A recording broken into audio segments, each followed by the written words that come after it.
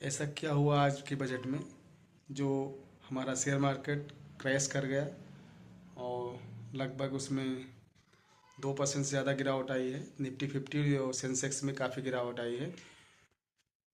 तो आप देखिए। नमस्कार दोस्तों, आज के ब्लॉग में आपका स्वागत है। आज हम आपको हमारे देश में प्रस्तुत हुए बजट के बारे में बताएंगे कि किसको क्या मिला, क्योंकि पूरे साल का बजट होता है और सबकी निगाहें हमारे देश के बजट पे बनी रहती हैं।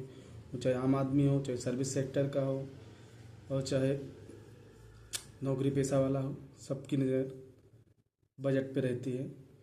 तो आज जब 11 बजे निर्मला सीतारमण जी ने घोषणा की तो सबसे पहली जो भाषण उनका शुरू हुआ रविदास जी के ऊपर शुरू हुआ। हमारे रविदास जयंती मनाई जाती है, उन्हीं के नाम पे शुरू हुआ। तो उन्होंने सबसे पहला जो अनाउंसमेंट किया, कैंसर और शुगर की दवाएं हैं वो सस्ती होंगी, जो काफ़ी अच्छा पहल है, क्योंकि हमारे देश में शुगर पेशेंट बहुत ज़्यादा हैं। शुगर के साथ साथ कैंसर के पेशेंट बहुत ज़्यादा हो गए हैं। तो सबके इतनी महंगी दवाएं थी जो सबको लेने में प्रॉब्लम होती थी, सबके पहुंच से दूर होती थी। इससे बहुत सारी हेल्थ प्रॉब्लम होती थी। इससे मेंटली और मेंटली प्रॉब्लम होती है, हेल्थ जो रहती है। उसके साथ इन्होंने उड़ीसा, केरला और आंध्र प्रदेश, तमिलनाडु में रियर अर्थ डोर जो रियर अर्थ कॉरिडोर बनाने की बात की, जो जिसमें 90% जो भागीदारी है पूरी दुनिया की उस चाइना केवल अकेले करता है। उससे काफ़ी ईवी सेक्टर में भी प्रॉब्लम हो रही थी। गाड़ियाँ जो वगैरह बनती हैं उस पर हम लोग को दिक्कत हो रही थी हमारे देश को। और अगर चाइना अपना एक्सपोर्ट बंद कर देता था तो उससे भी काफ़ी प्रॉब्लम होती थी। इसके क्षेत्र में इन्होंने केरला और आंध्र प्रदेश और उड़ीसा और तमिलनाडु 4 राज्यों को चिन्हित किया है। वहाँ पे डेडिकेटेड केमिकल पार्क भी बनाए जाएंगे, जो काफ़ी अच्छी पहल है। और नंबर 3 की बात करें तो बायो फार्म के लिए इन्होंने 10,000 करोड़ रुपए दिए हैं, जो काफ़ी अच्छा है। सेमी कंडक्टर के लिए भी इन्होंने लगभग 40,000 करोड़ दिए हैं, जो भी ईवी सेक्टर में काफ़ी अभी बीच में चाइना ने बंद कर दिया था तो काफ़ी प्रॉब्लम आई थी हमारे ईवी सेक्टर में। जो हमारे प्रदूषण को कम करने के लिए ईवी सेक्टर को बढ़ावा दिया जा रहा है, इसीलिए दिया जा रहा है कि थोड़ा सा प्रदूषण को कम किया जाए। प्रदूषण कम किया जाए तो उससे देश की स्थिति जो प्रदूषण को लेकर काफ़ी ख़राब बनी हुई है वो सुधारा जा सके। और इन्होंने फिर नंबर 5 की बात करें तो इन्होंने बैंकिंग के लिए एक कमेटी का गठन किया, जो सुचारू रूप से हमारे ग्राहकों को, हमारे देश के लोगों को प्रॉब्लम फेस करनी पड़ती है, उसके लिए इन्होंने बैंक सेक्टर में सुधार के लिए बात की है। और उड़ीसा, केरल और छत्तीसगढ़ में माइनिंग कॉरिडोर नया बनाया जाएगा, इस पर इन्होंने पहल किया हमारे बजट में निर्मला सीतारमण जी ने। और राष्ट्रीय फाइबर योजना का ऐलान रेशम, जूट और ऊन के क्षेत्र में किया गया है, इसको भी पहल किया गया है, जो काफ़ी अच्छा है।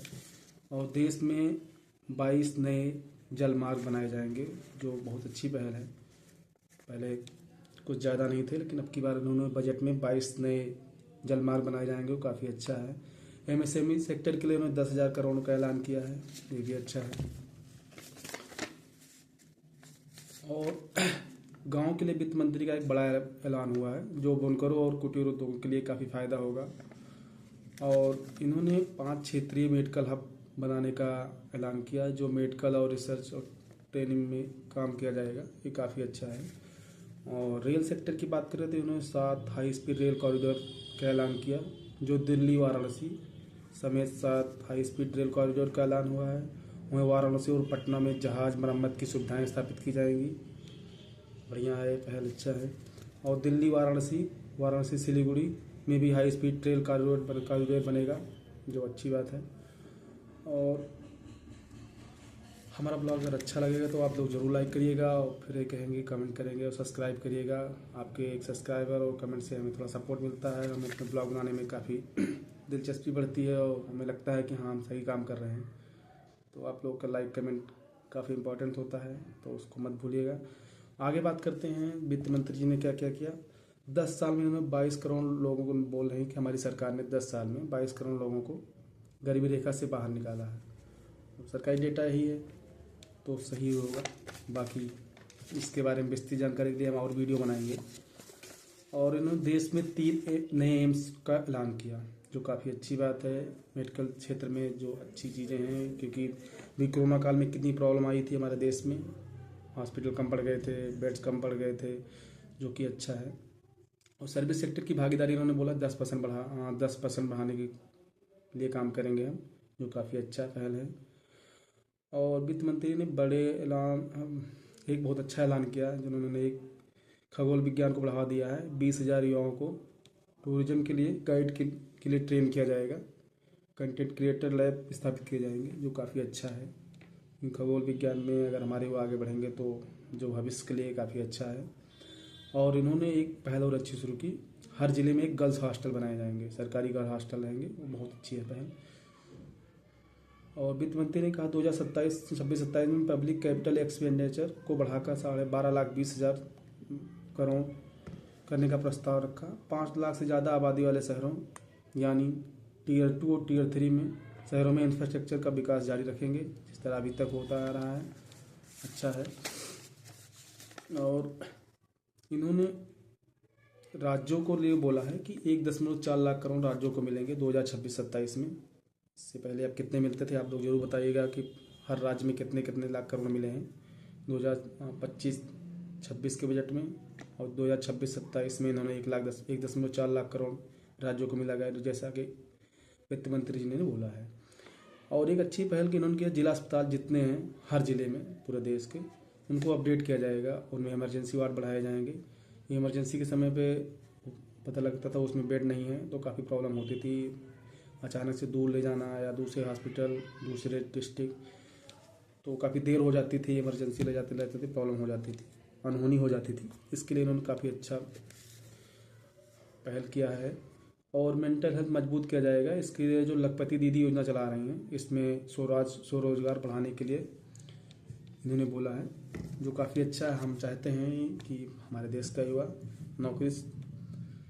नौकरी न चिल्लाए, वो अपना कुछ रोज़गार करे, जो काफ़ी अच्छा होगा। अपना रोज़गार करेगा तो अपने साथ अपना घर, अपने आसपास के लोगों, दोस्तों, मित्रों, उनको भी रोज़गार देगा, जो काफ़ी अच्छी पहल होगी। और ये सब चीज़ तो हम कहते हैं बहुत पहले होना चाहिए था, स्वरोजगार का बढ़ावा दिया जाए। सरकार उसके लिए जो लोन वगैरह देती है, जो बिना गारंटी बहुत सारे लोन मिलते हैं, लेने का तरीका पता होना चाहिए। हम उस पर आगे वीडियो बनाएंगे किस तरह लोन आप मिल सकता है आपको। और दूसरी पहल जो उनकी भारत में डेटा सेंटर बनाने के, कंपनियों को छूट देंगे, विदेशी कंपनियों को भी और भारतीय कंपनियों को तो काफ़ी छूट मिलती है। क्योंकि अभी तक हम लोग जो डेटा सेंटर एकत्रित करते थे वो चाइना या तो अमेरिका सबसे बड़ा हब वही था, हमारी जानकारी अमेरिका के पास रहती थी, जो कि काफ़ी थ्रेट हमारे साथ होता है। तो हम तो चाहते हैं हमारे यहाँ जो भी डेटा हो हमारे देश में कलेक्ट हो, तो उससे हमारे साथ थ्रेट होने का चांसेस कम रहेंगे और हमारी सरकार पे का भी भरोसा बना रहेगा, उसमें किसी विदेशी ताकत इंटरफेयर नहीं कर पाएगी। हमारे देश का जो भी डेटा हो हमारे देश में रहे। और उन्होंने खेलो इंडिया मिशन का शुभारंभ किया, जो काफ़ी अच्छा है।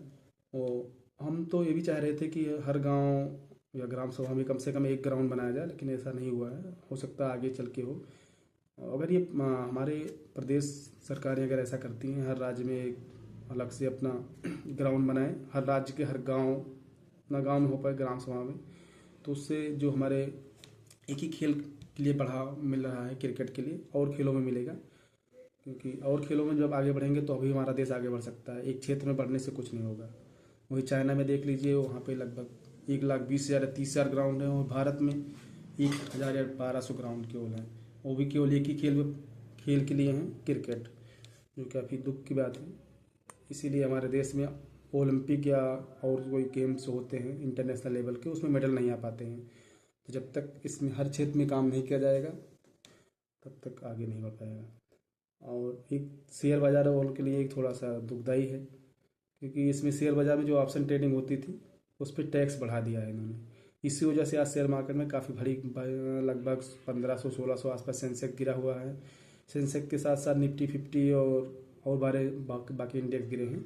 खाली आईटी सेक्टर छोड़ दिया जाए, आईटी सेक्टर में काफ़ी तेज़ी है यार, क्योंकि डेटा सेंटर की बात की हुई तो आईटी सेक्टर तो बढ़ेगा। और ऑप्शन ट्रेडिंग में क्योंकि प्रॉफिट ज़्यादा होता है, लॉस भी उतने ज़्यादा होते हैं, तो इसीलिए उन्होंने उसका टैक्स स्लैब बढ़ा दिया है, जो मार्केट के लिए काफ़ी नेगेटिव न्यूज़ रही है। उसी वजह से मार्केट काफ़ी नीचे क्रैश हुआ है। और चांदी सोने की बात करें तो काफ़ी नीचे है, लगभग चांदी लगभग 1.5 लाख नीचे आ चुकी है, और सोना लगभग 40 से 50 हज़ार नीचे आ चुका है।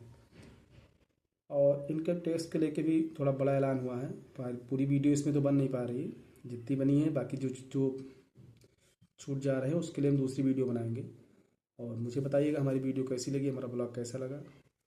अगर अच्छा लगा तो कमेंट करिएगा और लाइक करिएगा, सब्सक्राइब करिएगा।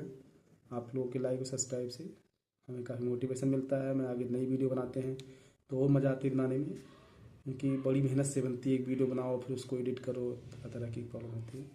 तो आप बताइएगा हमारा बजट पे वीडियो कैसी रही, और आप लोग लाइक करिएगा। और उसके लिए बहुत बहुत थैंक यू, धन्यवाद।